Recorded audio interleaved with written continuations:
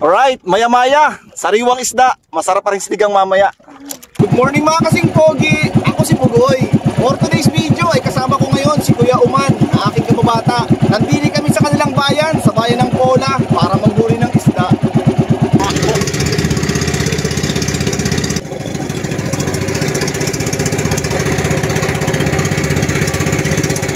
Ganito pala kahirap manghuli ng isda, oh. Sobrang init. Wala man lang puno na masisilungan ba? Wala pa daw huli si Kuya. May huli ka?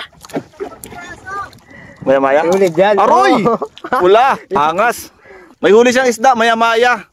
3 piraso, malaki yung 2. Dahil kami wala pang nahuhuli ni Kuya Uman, hindi ko alam kung anong problema dahil siguro hindi pa ako naliligo.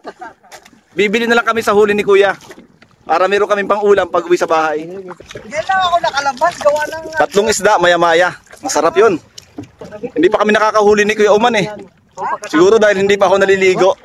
Pero buti na lang, meron tayong kasamahan dyan na nangingisda din. Uulian na lang natin yung kanyang huli. Ganito sa buhay dagat. Dito sa gitna, nagkakaroon ng transaksyon. Siyempre, walang dalang kiluhan, ay di tiwala na lamang. Doon na lamang sa bayan, magkikiluhan. Aroy, dami. Okay na to. Kahit wala pa kami nahuhuli. Yung hirap pala sumakay. Ayos oh.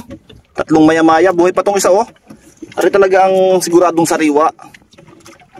Yan, sarap niyan. Pang ihaw, pang sinigang, pwedeng pwede.